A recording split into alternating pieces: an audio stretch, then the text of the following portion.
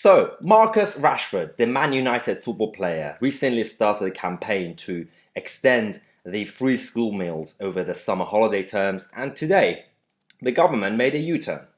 We're going to talk about this and the policy, but also Boris's leadership or lack of leadership in this video. But the funny thing that we had was the reaction from the Labour Party. Also, before I continue, my eyes are slightly red because I just had one of these tiny ginger shots from Sainsbury's. It was kind of sharp. I wasn't crying. So let's talk about Labour because they came out. Keir Starmer tweeted, "This is another welcoming U-turn from Boris Johnson." And then the official Labour Party Twitter account also said, "We did it. Thank you to everyone who campaigned for #holidays without hunger." Whoop, whoop. It's brilliant because all I suggest is to just go on Twitter, look at the replies to this tweet because it's brilliant. The Labour Party got completely destroyed. Why are you taking credit for something you didn't do? If it weren't for Marcus Rashford's campaign, because he's more of a kind of likable character as a kind of personality, as a football player, that's why this happened and the media went behind Rashford, not you guys. And this is why the left are very good sometimes. The left will be more successful if they keep using people who are popular. Not random celebrities, but for things like this, it's fine. We're going to talk about the policy, and we're going to talk about Boris's leadership or lack of leadership, and also Brexit. Yesterday I made a video about Brexit, the progress we made, and how the UK are definitely leaving at the end of December, no extension, and how it's now getting closer to having a Canada-style trade deal based on WTO terms, i.e. clean Brexit.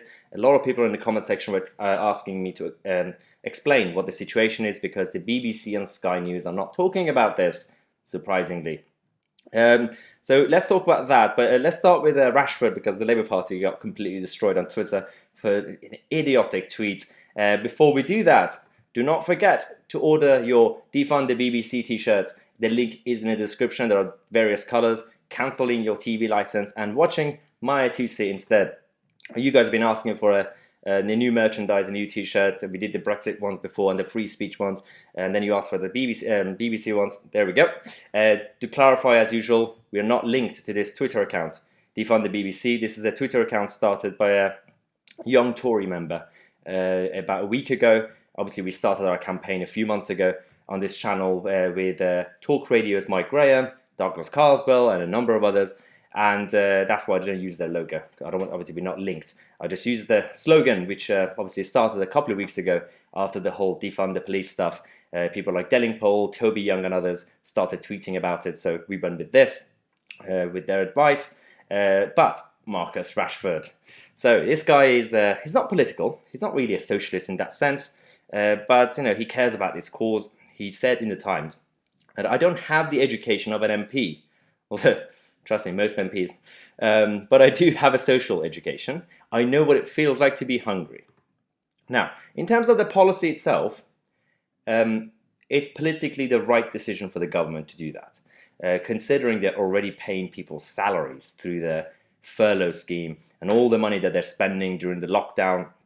It's fine, it's good, but there is a problem with Twitter campaigns and celebrities and the mainstream media keep forcing the government to either make U-turns or change their minds on the direction of policy. This is why you had Beth Rigby on Sky coming out tweeting the government U-turns on the free school meals following Marcus Rashford's campaign.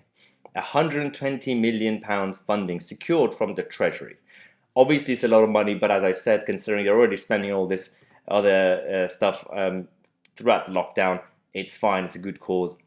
The issue, firstly, before we get to the leadership, is that they're not going to stop here.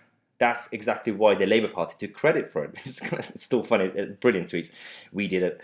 It's because with the whole Rashford stuff of what has been happening now, I'm absolutely fine with extending the free school meals throughout this summer holiday terms. But they're not going to, people on the left, they're not going to stop here until we give handouts to everybody, like things like the universal basic income. They're not going to be happy until we completely destroy capitalism and freedom. So this is the problem. Even Rashford himself said, ending child poverty is a bigger trophy than any in football. Ending child poverty. It's like, people will say we have to eliminate homelessness. How on earth are you going to do that? We have historically tried various systems. You had feudalism, you had socialism, you had communism. Now you have capitalism. And of all the systems, out of all of them, capitalism has scientifically proven to be the best system to get people out of poverty and decrease the rate. It's not the perfect system. So if you come up with a new system, more than happy to consider it. But comparing to socialism, Marxism, all this other stuff, hasn't worked, the other option. So I don't know what they mean by this, because again, we have tried this in Cuba, we have tried this in Venezuela, in other places.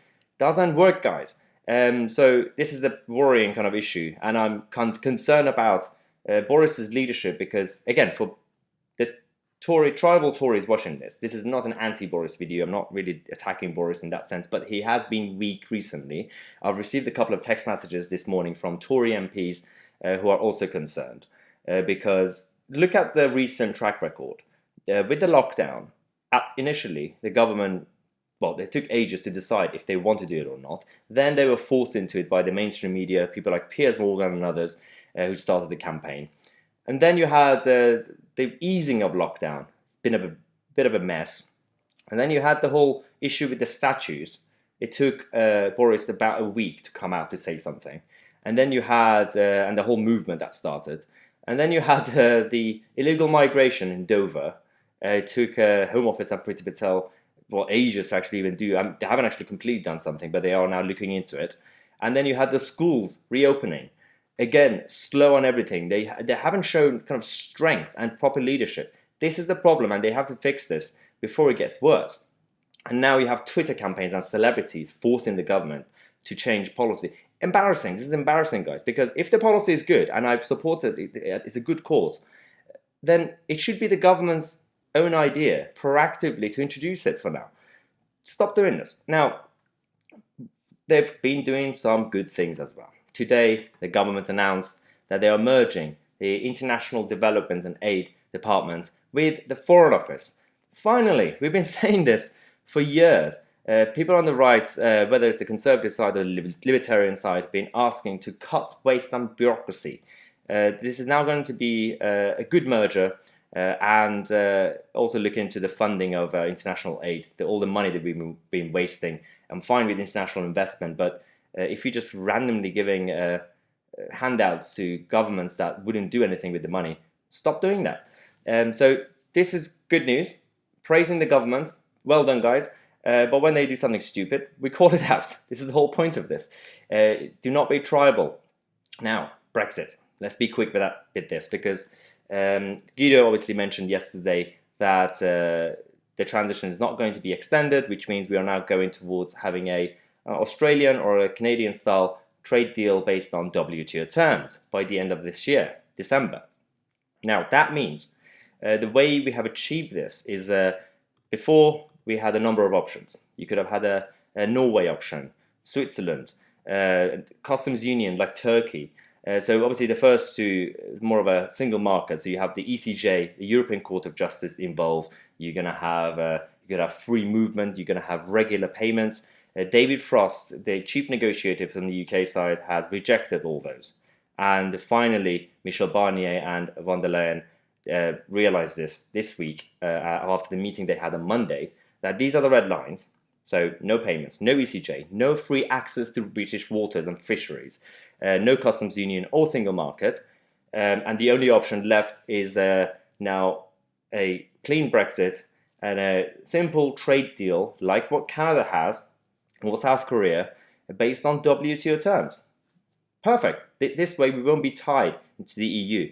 And so in terms of the achievements that we want as Brexiteers, whether a no-deal Brexit, obviously situation, or a Canada-style trade deal based on WTO terms will give us what we want, which is absolute freedom and no payment, no ECJ, no fisheries in that sense. But comparing the two, it's best to have a trade deal, not just for us, but for the EU as well. I'm sick and tired of people saying the trade deal is needed for the UK. No, they need it more than we need it, because we're one country, we can manage it. They're in a bit of a mess. Germany are now complaining because their contribution to the EU budget has now gone up with 42% because the UK has now left as a member. And they definitely need us at this point. And things are not really looking good for the Eurozone. And this is why we only have about 6 months to go. And both sides have agreed to having a trade deal. And the only trade deal possible is Australian or Canadian style, like any other country that has a trade deal with another country or a bloc, whether it's NAFTA or individual ones. So this is the whole situation with the Brexit trade deal. As I said, the BBC or Sky News are not really talking about any of this. That's why we're here. But we will keep you guys posted because the negotiations are ongoing. They haven't completely ratified this. They will ratify it eventually. But just stay positive. We're winning. And whilst we're winning, don't forget to get your Defund the BBC t-shirts. As I said earlier, it comes in various colors. You guys have been harassing for a few weeks asking for a new merch after the BBC, after the Brexit ones that we did and the free speech ones. So cancel your TV license and watch my Tousi instead. Order your t-shirts now, and that's it. Have a good evening, and I'll see, or unless you're watching this in the morning, and I'll see you guys tomorrow with your new video.